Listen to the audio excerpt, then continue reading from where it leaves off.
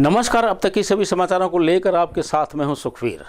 आप देख रहे हैं आपका अपना चैनल भिवानी हलचल। सबसे पहले एक नजर आज की न्यूज हेडलाइंस पर। भाजपा सरकार ने 1,20,000 कच्चे कर्मचारियों को किया पक्का, कहा वित्त मंत्री ने। विनेश फोगाट को न्याय दिलाने के लिए आम आदमी पार्टी आई आगे, सड़कों पर किया प्रदर्शन। किसान यूनियनों ने कारपोरेट भगाओ देश बचाओ की शुरुआत।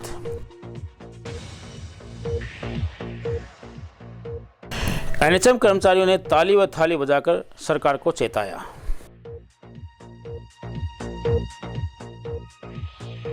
सीवरेज समस्या को लेकर बैंक कॉलोनी वासियों ने सौंपा विधायक को ज्ञापन।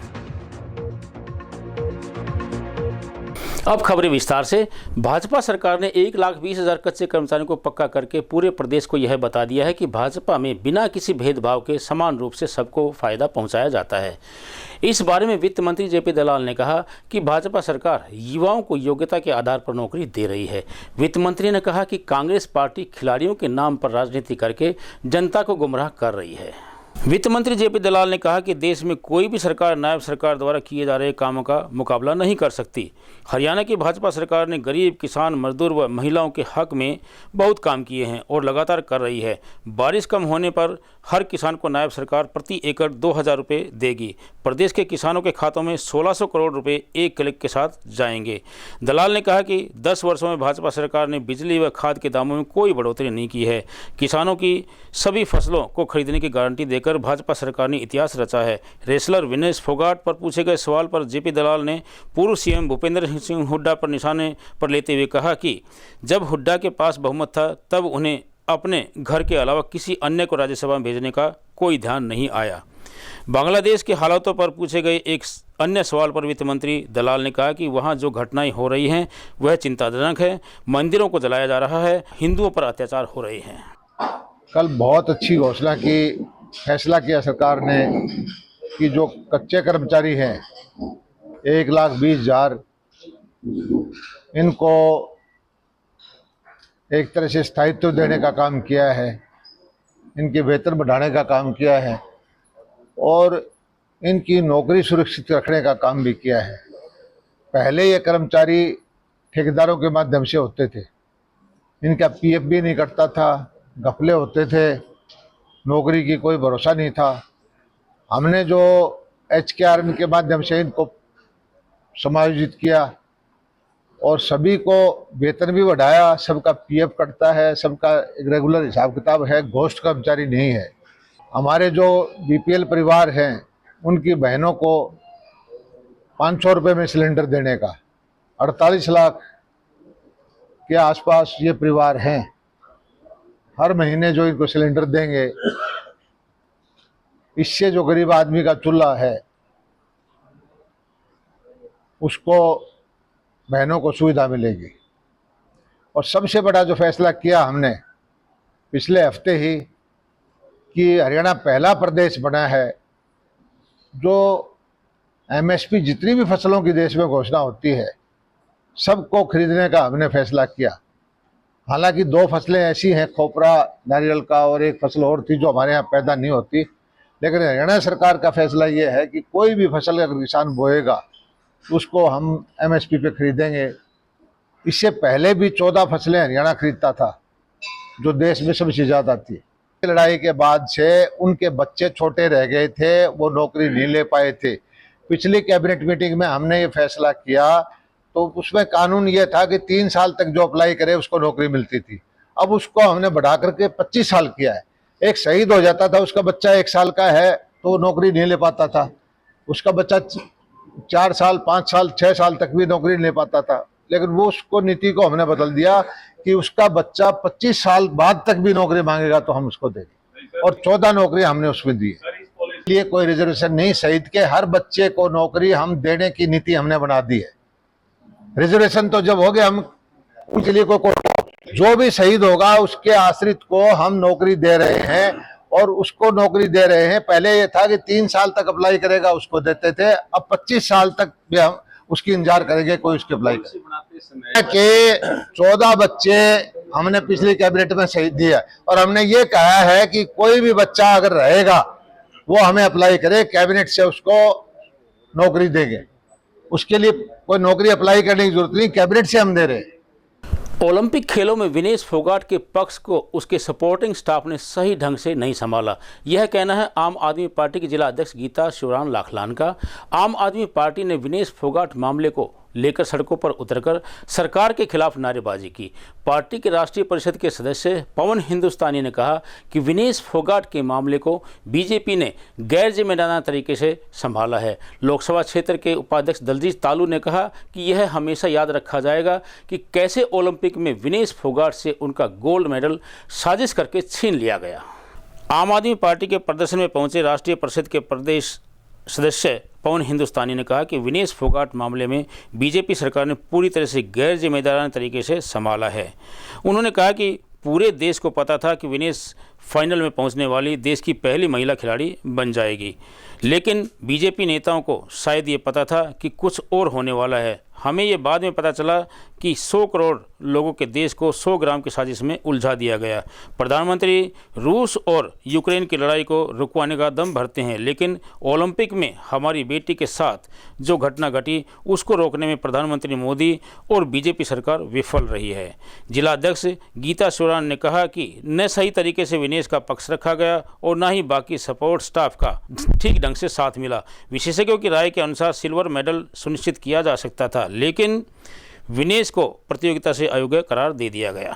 दर्शन नहीं, हम तो उस महिला खिलाड़ी के सम्मान में खड़े हैं और उसके हक के लिए खड़े हुए हैं। जिस महिला खिलाड़ी ने दिल्ली की सड़कों के ऊपर प्रोटेस्ट करते हुए एक बड़ा मानसिक दबाव को झेलते हुए और आज ओलंपिक के अंदर सेमीफाइनल को भी कवर कर दिया और फाइनल के बिल्कुल नज़दीक थी, गोल्ड के बिल्कुल नज़दीक थी।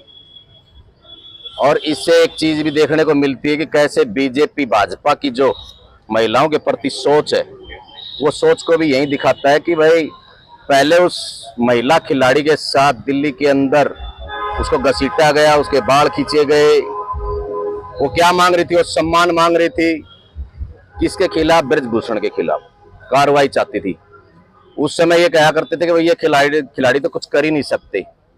आज विनेश फोगाट ने ये दिखा दिया सेमीफाइनल जीत के और ऐसे 5 बार की ओलंपिक स्टार को भी हरा के ये दिखाया है कि हाँ वो वाकई में खिलाड़ी बैठे थे जिनका देश के मतलब जिनके अंदर भावना जो थी वो देश के प्रति थी और देश के लिए वो गोल्ड जीतना चाहते थे। आज जब सब कुछ होते हुए, सब कुछ झेलते हुए विनेश फोगाट ने अपने आप को साबित किया, पर बेटी वहां हार गई जहां देश की राजनीति ने उसका साथ देना चाहिए था। आज देश पूरा विनेश फोगाट के साथ खड़ा है।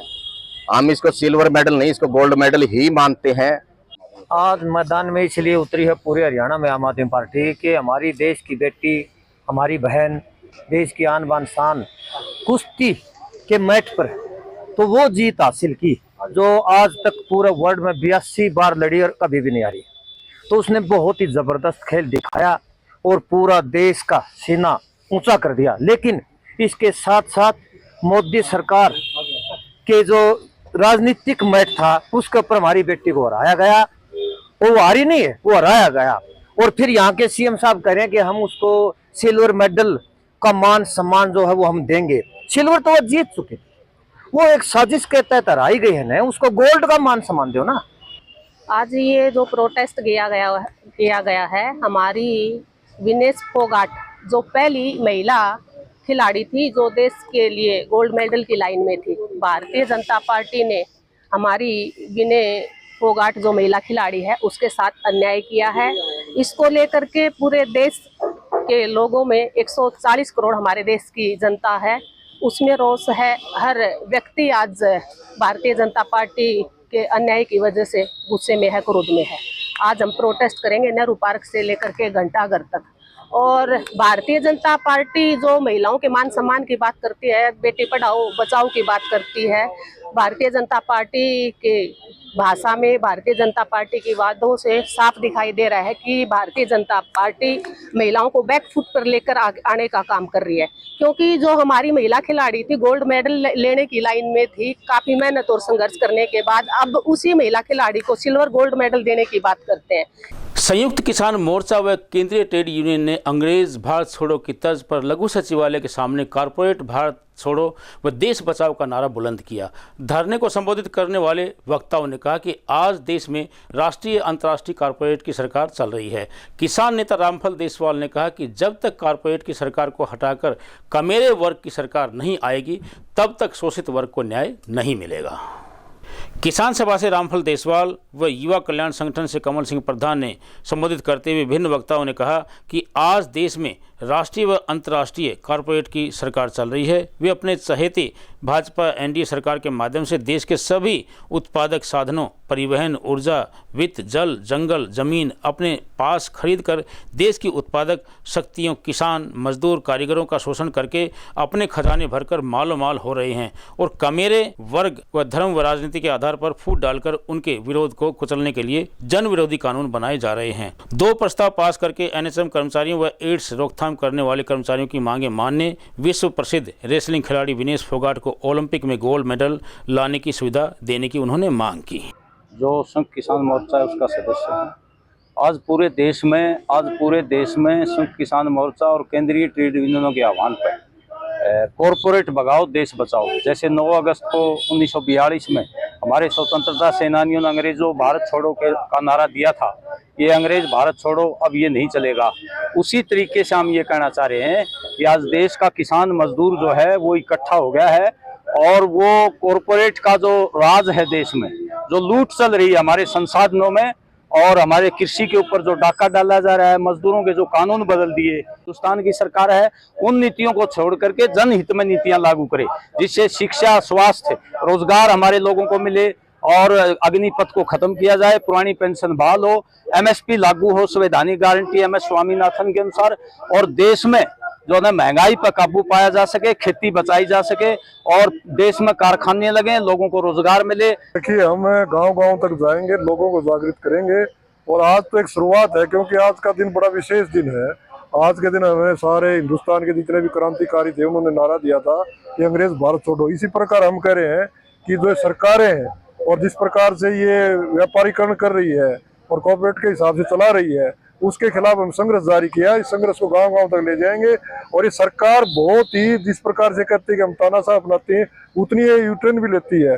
आप देख सकते हैं जहाँ भी संघर्ष किसान और मजदूर ने किया है, इस सरकार को झुकने का काम किया है, तो गांव-गांव जाकर लोगों को जागरूक करेंगे और आने वाला जो विधानसभा चुनाव है उसमें किसान मजदूर एक बहुत बड़ी ताकत बन के उभरेगा। जो पूरे देश में आज एसकेएम की काल पर प्रदर्शन हो रहा है, उसी में ये है कि जो ये लड़ाई किसानों की और उद्योगपतियों के खिलाफ एक लड़ाई है, उसके लिए मारामारी चल रही है और जब तक किसानों को और मजदूरों को उनका हक नहीं मिल जाएगा हम वापस नहीं हटेंगे, चाहे हमें कितनी कुर्बानी देनी पड़े।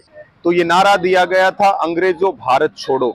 उसी प्रकार से आज आजादी के 75 सालों बाद संयुक्त किसान मोर्चा ये नारा दे रहा है कि कॉरपोरेट भारत छोड़ो। आज का हमारा मुख्य मुद्दा है WTO, जो दुनिया भर की कॉरपोरेट कंपनियों के एजेंट के रूप में काम कर रहा है, जो भारत की खेती और किसानी को बर्बाद करना चाहता है। चुनावों का मौसम है, बहुत सारी चुनावी घोषणाएं होंगी और आपको पता है कि सरकार की हालत कितनी खराब है, क्योंकि लोकसभा में किसानों ने केवल ट्रेलर दिखाया था, अब की बार वो फिल्म दिखाने का काम करेंगे। लेकिन ये जितनी भी घोषणाएं हो रही हैं, इसके लिए हमने संयुक्त किसान मोर्चा की एक मीटिंग हरियाणा की 20 अगस्त को भिवानी में जाट धर्मशाला में बुलाई है। तब तक के लिए इनकी समीक्षा भी की जा रही है, इनका निष्कर्ष भी निकाला जा रहा है कि ये मात्र चुनावी घोषणाएं हैं या इनमें कुछ है भी।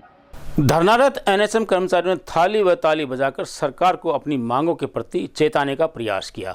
वहीं एनएचएम कर्मचारियों ने कहा कि मणिपुर की तर्ज पर हरियाणा भी कर्मचारियों को नियमित करें ताकि वे अपने परिवार का पालन पोषण सही तरीके से कर सकें।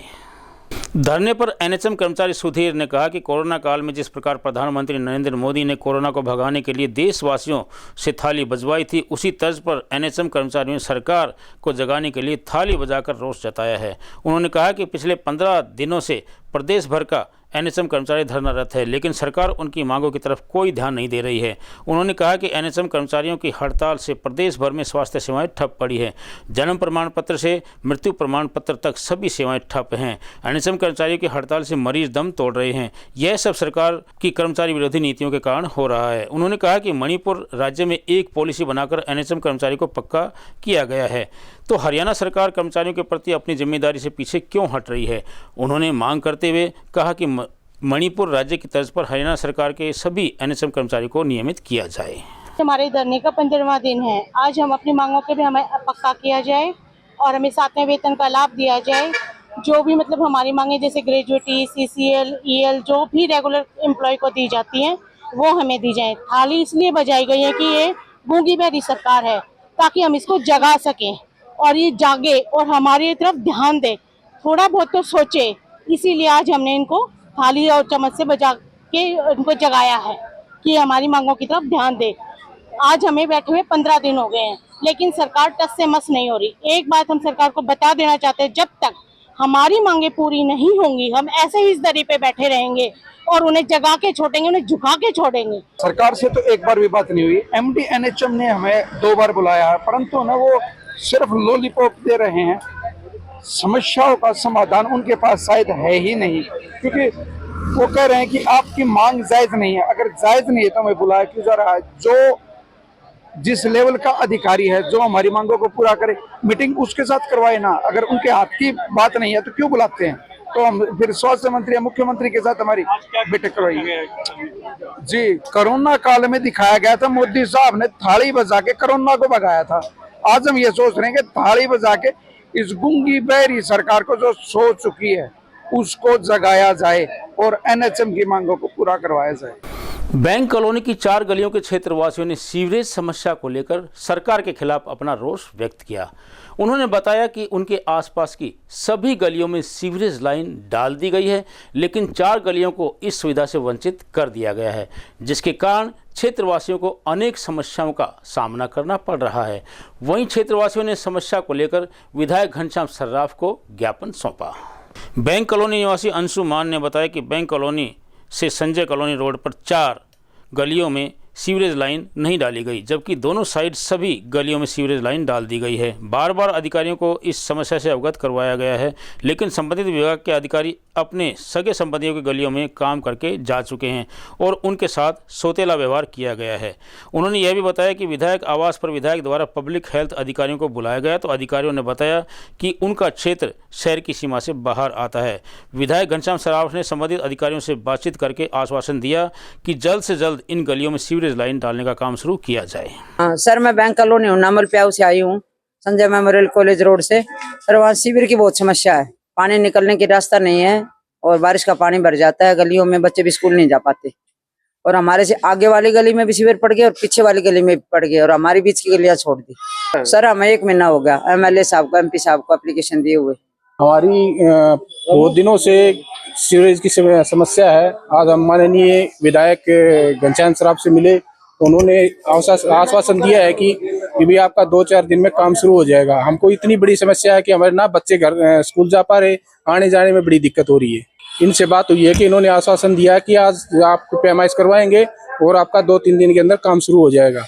रोड पहले यह समस्या थी कि तुम्हारी जो मेन रोड है ना उस पर सीवरेज को नहीं, ये हमारा मेन रोड पे भी सीवरेज आ गया। अरे हमारी गाड़ा में सीवरेज को नहीं, ये गली जो मेन रोड है वो तो कर दिया ऊंचा और गली है वो नीचे, उनमें सारा पानी भर जाए और निकलने का रास्ता भी को नहीं रहता। कई बार बाइक पड़ जाओ, चोट लाग जाओ, वो समस्या खातर याड़ा है। हाँ भाई। अब एक खबर चलते चलते, हरियाणा से राज्यसभा की एक सीट के उपचुनाव के लिए भारतीय चुनाव आयोग ने कार्यक्रम घोषित कर दिया है।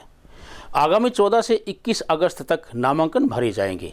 अगर आवश्यकता हुई तो 3 सितंबर को मतदान करवाया जाएगा और उसी दिन वोटिंग के पश्चात मतगणना होगी। अब विधायकों की संख्या कम होने के कारण विपक्षी दल कांग्रेस ने चुनाव में अपना प्रत्याशी न उतारने का फैसला किया है। लेकिन प्रतिपक्ष के नेता भूपेंद्र सिंह हुड्डा ने यह कहकर राजनीति में खलबली मचा दी कि अगर उनके पास पर्याप्त विधायक संख्या होती तो विनेश फोगाट को राज्यसभा में भेजते। इस बयान ने भाजपा में तो तूफान ला ही दिया। भाजपा का हर छोटा बड़ा नेता हुड्डा के बयान पर टिप्पणी करने में लग गया है। हालांकि सूझबूझ वाले नेता भूपेंद्र सिंह हुड्डा ने राजनीति में जो तीर चलाया है वो सही निशाने पर लगा है, क्योंकि उन्होंने ऐसा बयान देकर भाजपा के पाले में एक नई गेंद फेंक दी है। अब भाजपा को अपने प्रत्याशियों के अलावा विनेश फोगाट के नाम पर भी गंभीरता से विचार करना होगा, क्योंकि चुनावी समय में हुड्डा का बयान काफ़ी गहरा मायने रखता है। उन्होंने खिलाड़ी और जाट मतदाताओं का ध्यान अपनी ओर आकर्षित कर लिया है। भाजपा अब असमंजस की स्थिति में आ गई है, क्योंकि भाजपा के पास कई ऐसे नाम हैं जो राज्यसभा में जाने का इंतजार कर रहे हैं। इसमें अभी तक सबसे ऊपर कांग्रेस से भाजपा में आई किरण चौधरी का नाम चल रहा है। हालांकि किरण चौधरी के पास राज्यसभा में जाने का एक मौका 20 वर्ष पूर्व जून 2014 में भी आया था, जब हरियाणा में ओम प्रकाश चौटाला सत्तासीन थे। तब प्रदेश के 2 राज्यसभा सीटों के लिए द्विवार्षिक चुनाव में किरण चौधरी, जिन्हें उस चुनाव में कांग्रेस पार्टी ने अपना प्रत्याशी बनाया था, वह उसमें निर्वाचित होने से चूक गई थी, क्योंकि मतदान से 3 दिन पूर्व विधानसभा के तत्कालीन स्पीकर सतवीर सिंह काद्यान, जो इनेलो से विधायक थे, के द्वारा किरण चौधरी का समर्थन कर रहे 6 विधायकों को दल बदल विरोधी कानून के अंतर्गत विधानसभा की सदस्यता से अयोग्य घोषित कर दिया था। अब किरण चौधरी के सामने राज्यसभा में जाने का यह दूसरा मौका आया है, बशर्ते कि भाजपा उनको अपना उम्मीदवार बनाए। लेकिन किरण चौधरी के अलावा राज्यसभा में जाने की लाइन में कुलदीप बिश्नोई, मनीष ग्रोवर भी हैं। अब भाजपा किसको राज्यसभा में भेजती है, यह फैसला 21 अगस्त से पहले हो जाएगा। और अंत में फिर से एक नज़र आज की न्यूज़ हेडलाइंस पर। भाजपा सरकार ने 1,20,000 कच्चे कर्मचारियों को किया पक्का, कहा वित्त मंत्री ने। विनेश फोगाट को न्याय दिलाने के लिए आम आदमी पार्टी आई आगे, सड़कों पर किया प्रदर्शन। किसान यूनियनों ने कारपोरेट भगाओ देश बचाओ की शुरुआत।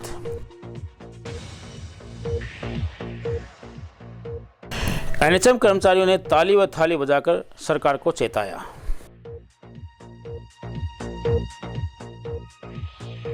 सीवरेज समस्या को लेकर बैंक कॉलोनी वासियों ने सौंपा विधायक को ज्ञापन। अब मुझे दीजिए इजाजत, देखते रहिए आपका अपना चैनल भिवानी हलचल।